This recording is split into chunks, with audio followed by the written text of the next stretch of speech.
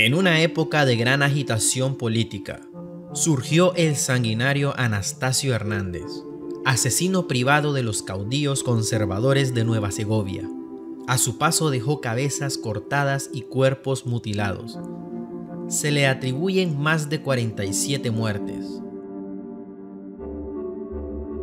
El asesino del acordeón es el título que le otorga Amalia del Cid en un interesante artículo, el cual se encuentra en la edición de la revista Magazine lanzada en enero de 2017, perteneciente al diario La Prensa, y del cual nos basamos para la realización de este contenido.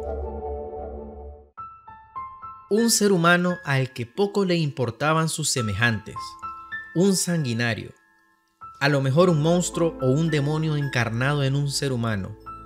El insólito caso de Anastasio Hernández se descubrió apenas hace 35 años. Un suceso que a casi un siglo de haber ocurrido nos deja la única incógnita que nunca tendrá respuesta. ¿Qué retorcida mentalidad poseía este sujeto?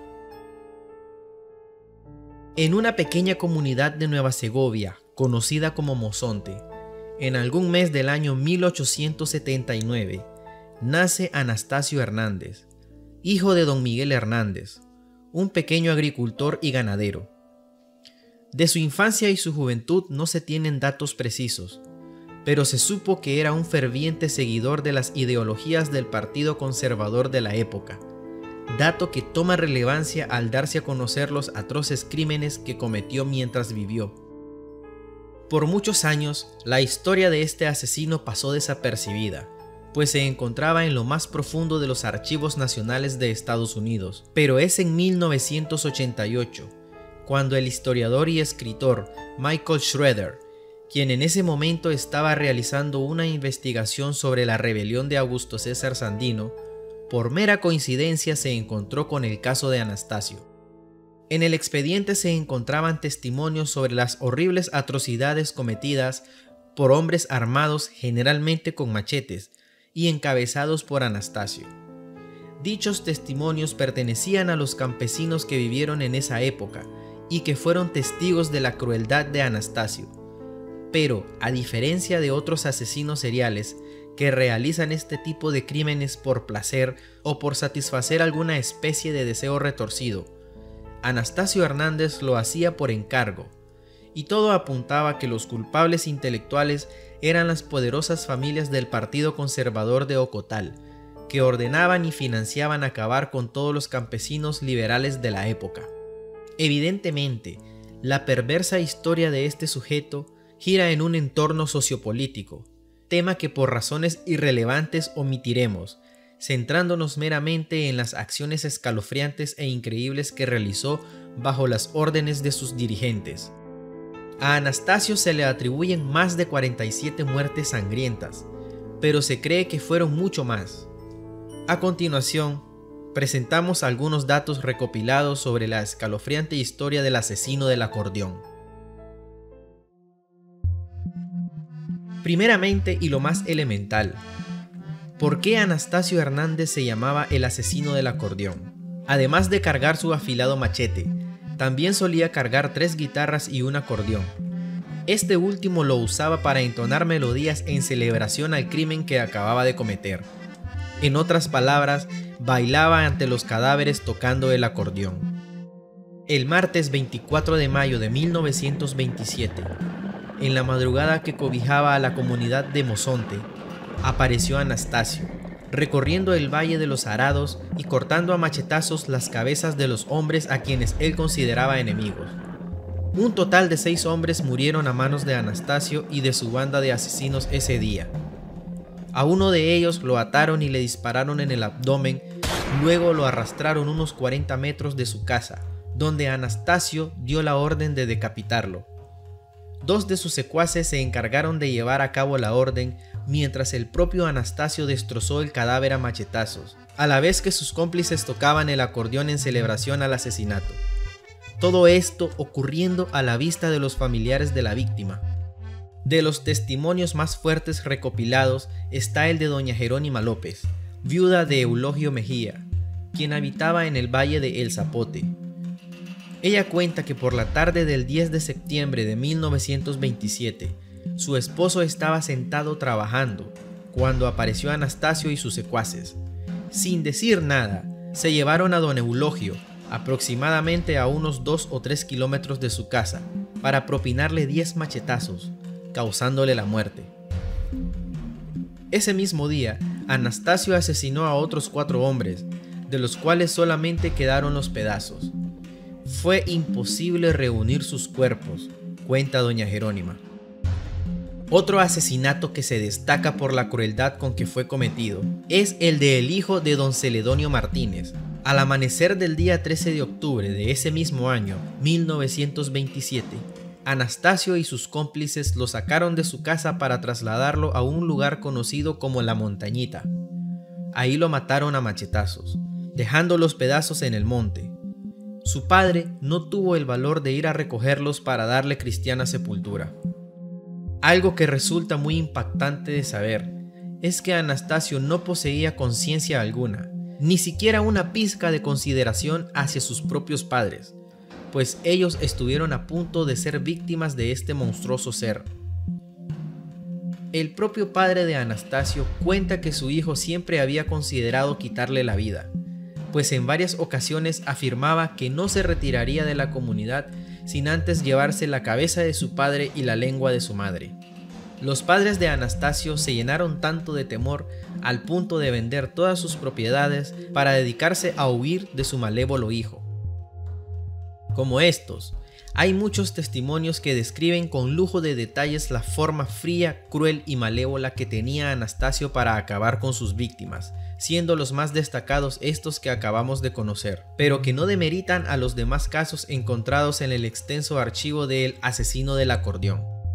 El reino de horror de Anastasio Hernández finalizó a mediados de noviembre de 1927. Una banda liberal lo perseguía desde agosto del mismo año y que luego de un fuerte enfrentamiento, Anastasio logra huir a Honduras, pero estando en el país vecino resultó más fácil atraparlo.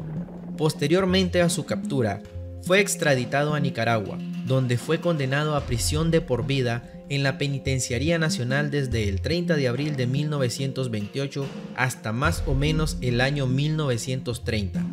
El 31 de mayo de 1931, un terremoto azota la capital, causando el colapso inminente del edificio de la penitenciaría, muriendo muchos prisioneros y algunos carceleros que se encargaban de custodiar el lugar. Se cree que una de las víctimas del desastre fue Anastasio Hernández, pero nunca se supo a ciencia cierta. El caso de Anastasio es uno de los más desconcertantes, pero que poco se conoce en Nicaragua. Y para los que ya hemos tenido la oportunidad de indagar sobre este, nos quedan muchas incógnitas en torno a ello. ¿Cuántas víctimas murieron a manos de este horroroso ser y no se tiene el dato? ¿Este hombre acaso era un monstruo? ¿Un demonio disfrazado de humano? ¿Acaso era el mismísimo diablo?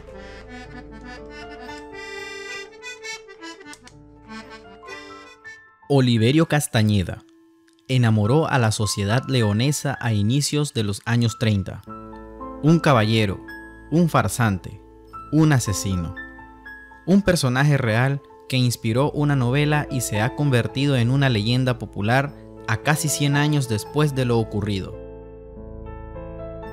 Oliverio Castañeda Palacios nació en Zacapa, República de Guatemala, el 18 de febrero de 1908 y murió en León, Nicaragua, el 7 de julio de 1936, a la edad de 28 años.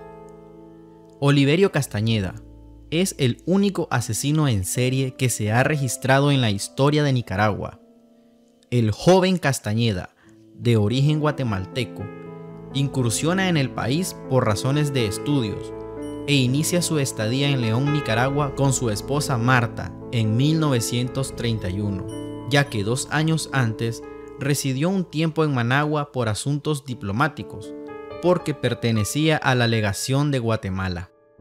De su niñez y pubertad no se tienen muchos datos, solamente que estudió el bachillerato en el Instituto de Occidente en Chiquimula y que en una ocasión lo expulsaron por encabezar unos desórdenes que culminaron en huelga. Su destino fue tan cruel que el día que obtuvo el título de bachiller, falleció su madre, doña Luz Palacios de Castañeda, de quien se dice, sin confirmación, que por sufrir dolores agudos, producto de un cáncer incurable, su hijo, con el fin de liberarla del cruel sufrimiento y malentendiendo su decisión como amor, le dio a tomar cápsulas de estricnina que le ocasionaron con mayor prontitud la muerte. Posteriormente, siguió la carrera de magisterio, la que terminó a corta edad. Fue llamado a trabajar como asistente del secretario de Instrucción Pública, quien al morir inesperada y súbitamente fue sustituido en el cargo por Castañeda. Él se casó en 1930. Instalado en matrimonio, Oliverio comienza a hacer vida social y conoce a la familia de don Enrique Gurdián Erdocia y son invitados a alojarse en su residencia. Oliverio era un hombre ostentoso, así que buscaba tener buena vida como fuera, y se dice que por esa razón se casó con Marta, ya que ella venía de una familia muy adinerada. Pero al llegar a Nicaragua, conoció a la familia Gurdián, que tenían aún más dinero. Oliverio era un joven apuesto, elegante, atractivo, inteligente, educado, refinado.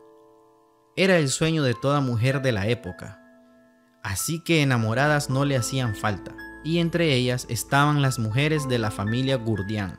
El joven Castañeda enamoró a las dos hijas mujeres de los Gurdián, y para cumplir su objetivo de quedarse con la fortuna de la familia, tuvo que envenenar a Marta, su esposa, con estricnina el 13 de febrero de 1933.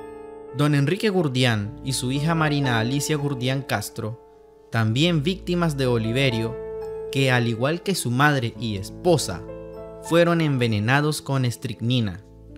Él era el único sospechoso de las tres muertes. A inicios de ese año, había liderado una purga de perros callejeros en León, utilizando estricnina en trozos de carne cruda como señuelo. Los dedos acusadores de la élite leonesa apuntaban hacia él, mientras el resto del pueblo empezó a verlo con conmiseración. Las causas de los crímenes se debatían entre dinero, pasión o simple patología criminal. Para exculparse, el asesino inventó una versión calumniosa y procaz con la que quiso empañar el honor de la familia Gurdián Castro y el de otros miembros de la sociedad leonesa, misma que lo había acogido de forma tan hospitalaria. El juez Mariano Fiallos Gil ordena realizar la autopsia de los cadáveres de don Enrique y su hija. Los médicos encuentran restos de estricnina. El juicio de Oliverio Castañeda apasionó a la ciudadanía leonesa. Fue presidido por el doctor Iván Argüello Gil. Oliverio Castañeda Palacios se defendió solo, agregando mayor especularidad al juicio. Después de oír los últimos alegatos, la Corte Suprema de Justicia condenó a Castañeda a cadena perpetua, posiblemente en agosto de 1935. Un año más tarde, escapó de la cárcel, pero fue apresado en el barrio de Sutiaba. La patrulla de la Guardia Nacional que lo capturó lo trasladó a las inmediaciones del cementerio de San Felipe. Un militar de la Guardia Nacional, vinculado a la familia Gurdián y al mando de una patrulla, le aplicó la llamada Ley Fuga. Es fusilado cerca del cementerio de San Felipe. Oliverio murió el 7 de julio de 1936 a la edad de 28 años. Fue sepultado al igual que sus víctimas en el cementerio de Guadalupe de León.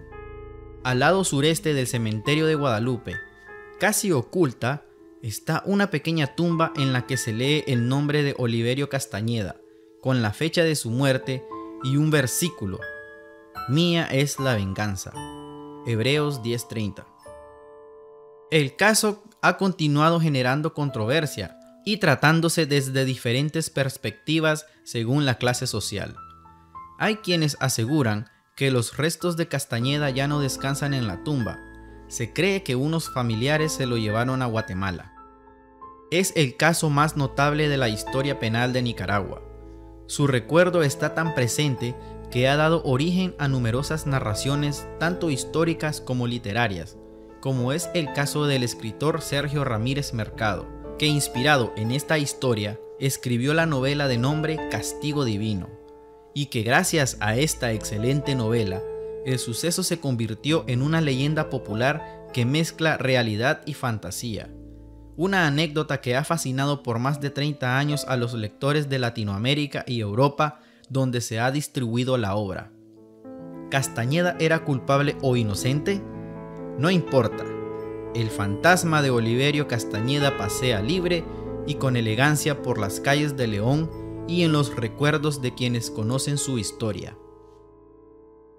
Nos relata Nayel Martínez, reportero de la prensa.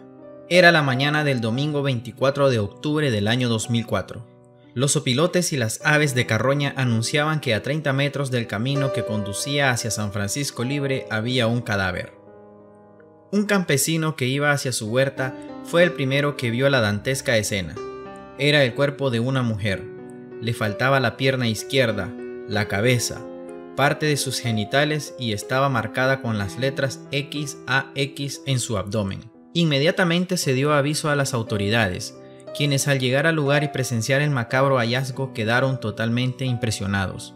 Al día siguiente, familiares de la víctima la lograron identificar. Se trataba de Silvia de los Ángeles Aguirre Palacios. Al instante las sospechas se volcaron hacia su expareja, Pedro Jiménez Cantarero, de quien se había separado unos meses antes. Siempre se supo que Pedro era un hombre violento y había procreado 2 hijos con la que fue su pareja y su víctima.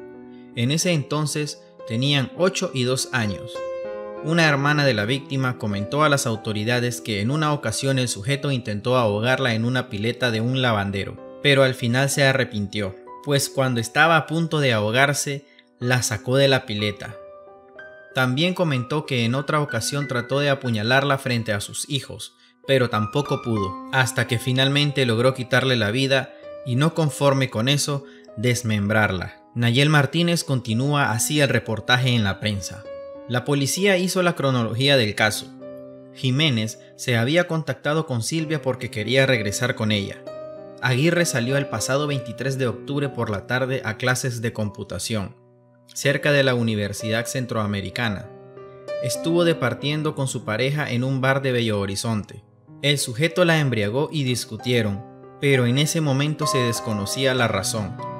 En la madrugada se montaron en su camioneta Ford roja y tomó la ruta hacia la Rotonda La Virgen, luego a la pista del Mayoreo para tomar la carretera Panamericana Norte. En este punto quiero aclarar algo, y es que me contactó un familiar muy cercano a la víctima, que por obvias razones mantendré en anonimato, y me platicó la historia de este triste acontecimiento.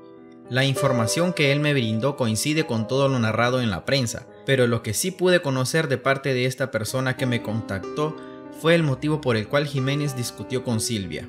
Él nos cuenta: el tipo tenía sospechas de que ella tenía otra pareja, lo cual era falso, debido a que ella trabajaba y pasaba más con sus hijos, teniendo uno de 2 años en aquel entonces. En su primera declaración, el carnicero de Tipitapa dijo que había actuado en defensa propia, ya que Silvia lo había querido acuchillar, pero esto fue descartado conforme avanzaban las investigaciones. Nunca se supo dónde atacó a la joven, pero sí que la acuchilló varias veces, bajó el cuerpo y decapitó a Silvia cuando ésta aún tenía vida. Esto fue confirmado por el forense que llevaba el caso. Junto con los restos de Silvia, tampoco fue encontrada su ropa. El cadáver fue hallado totalmente desnudo. Por más de una semana la policía buscó la pierna y cabeza de Silvia, hasta con ayuda de los buzos y los bomberos en la poza de la comunidad, pero los resultados fueron negativos. Jiménez expresó a los peritos que tras dejar abandonado el cuerpo únicamente le dijo adiós Silvia, pero seguía negando la mutilación. En noviembre del 2004, Pedro Jiménez Cantarero fue acusado en Tipitapa de asesinato atroz. El 16 de diciembre de ese año, a las 11:10 de la noche, el jurado de conciencia emitió su veredicto: culpable. 4 días después fue sentenciado a 30 años de prisión en la cárcel La Modelo. No se volvió a saber del carnicero de Tipitapa hasta el 2008, cuando con la aprobación del nuevo Código Penal, el reo podía pedir reducción de sentencia. En 2009, la Corte Suprema de Justicia le redujo la pena de 30 a 25 años de prisión. Siguiendo el relato de la persona que me contactó, llegaron a pensar un tiempo en que el tipo se la había comido o la había tirado en algún lago y algún animal se la comió, pero nada. Sus restos están en el cementerio de Veracruz aún incompletos. Intentaron llegar a una negociación que si él decía dónde estaban los restos se le reduciría la sentencia, pero él jamás lo dijo. Si no estoy mal, en este año salió de la cárcel por buen comportamiento, aunque en años anteriores lo intentó pero nunca pudo. Aún el año pasado se hizo el intento de que él revelara en dónde estaban los restos y al día de hoy sigue sin decir nada. Han pasado ya 8 años desde que ocurrió el sangriento crimen en la vivienda de la familia Bravo Murillo, ubicada en el barrio Los Ángeles de la ciudad de Managua. Pero en la actualidad, la casa donde se dio este hecho tan macabro sigue dando mucho de qué hablar. Son muchos los relatos que se cuentan entre vecinos y transeúntes de la zona con respecto a la casa de la familia. Y es que el triple asesinato que se cometió en ella fue algo que impactó fuertemente a todo el país. Un 26 de marzo del año 2015, Nahum, el hijo varón de la casa, en conjunto con un cómplice al cual le había prometido una buena paga, ejecutaba el macabro plan que seguramente llevaba días o quizás semanas preparando: deshacerse de su hermana, su padre y su madrastra. El motivo: celos y envidia hacia su hermana, pues aparentemente su papá había decidido dejar el negocio familiar a cargo de ella. También apunta al deseo de obtener la pequeña fortuna que su papá había logrado recaudar con el pasar de los años y producto de toda una vida trabajando. Un 26 de marzo del año 2015, Don Santos Bravo, padre de Nahum, salió de su casa a las 4 de la tarde como todos los días. En general demoraba 40 minutos e iba religiosamente a comprar cuajadas en un barrio cercano. Nahum lo sabía. Después de asegurarse que el papá no estaba, entró a la casa y se encontró con su hermana Leticia. Ante el primer descuido, la tomó del brazo y le tapó la boca. Le ordenó a su cómplice, Jairo Ugarte, alias El Pelón, que buscara una navaja en la cocina. Con una navaja amarilla que tenía el sujetador de plástico, el Pelón apuñaló más de 40 veces a Leticia. Le provocó una laceración hepática pulmonar y una hemorragia masiva. Cuando ya estaba muerta, arrastraron el cuerpo hasta la cocina. Tras colaborar en el asesinato de su hermana, la dejó en el piso y lavó la navaja. No solo le echó agua, le puso jabón para lavar los platos, restregó la cuchilla y la juntó en el espacio donde estaba la vajilla limpia. Aquella tarde, cuando su padre regresó de comprar las cuajadas, el Pelón y Nahum lo estaban esperando. El primero con un bate de aluminio color azul, el segundo con un tubo que había sobrado de una construcción. Nahum lo tomó por sorpresa de la espalda y le realizó una llave conocida como el popo. Jairo Josué aprovechó y lanzó varios batazos en la cabeza. Al principio no acertó y hasta golpeó varias ocasiones a su compañero. No se rindió hasta que acertó. Luego de confirmar que su padre estaba muerto, revisó su ropa y le robó de la cartera $80. Alrededor de las 5 de la tarde, llegó a la casa Rosibel Murillo, la madrastra de Nahum. Los dos amigos la mataron de la misma forma, a tubazos. La mujer a la que Nahum mató fue quien se preocupó por él y por su hermana cuando eran pequeños, cuando los dejó su madre. Ella alistaba sus comidas para llevar a la escuela, les planchaba y les cocinaba, contó un familiar. 3 días después de los asesinatos, los familiares de Murillo empezaron a notar la ausencia de sus parientes. Nahum se apresuró a decir que habían viajado a un departamento ubicado a 110 kilómetros de la capital. Pero el olor lo delató y los vecinos llamaron a la policía. Así encontraron los 3 cuerpos. Los cuerpos de las víctimas fueron encontrados en estado de descomposición el 10 de abril del 2015, en una fosa que se utilizaba para realizar cambios de aceite a vehículos en la casa de habitación. Al abrir la fosa, que estaba sellada con cemento, Primero encontraron tierra, luego 15 tablas de pino, después un montón de piezas de ropa. Seguidamente había mechas de lampazo, toallas y papel higiénico llenos de sangre. Al fondo estaban los cuerpos. Lucía Leticia tenía más de 40 cuchilladas en la espalda y en las costillas. Había muerto con los pulmones y el hígado prácticamente destrozados, y a doña Rosibel le desbarataron la cabeza. Sin embargo, el cuerpo que más impactó fue el de don Santos Lucio. Estaba atado con bridas en los pies y las manos. Tenía un calcetín dentro de la boca y la cabeza la tenía muy golpeada.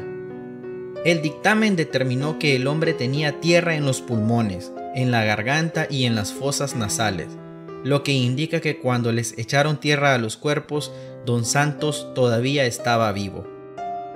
Todo el sangriento hecho fue confesado por el propio autor, el cual está plasmado en un video perteneciente a un canal de noticias nacional y el cual les dejo el enlace.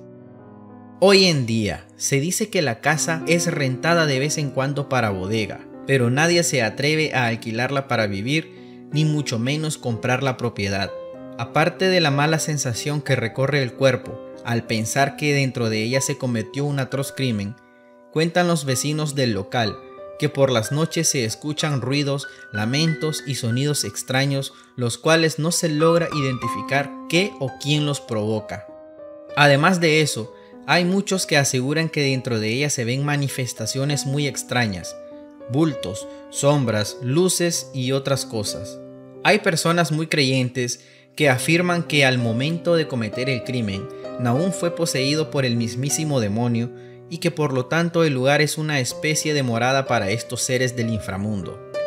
Lo cierto es que esa propiedad está rodeada de mucha energía negativa y que difícilmente se logrará disipar. Aún así toda la propiedad sea demolida, pues en sus entrañas estuvieron enterrados por más de una semana 3 víctimas de la ambición y la codicia de un ser humano, que un día decidió cometer el crimen más atroz que un ser humano pueda cometer: asesinar a toda su familia.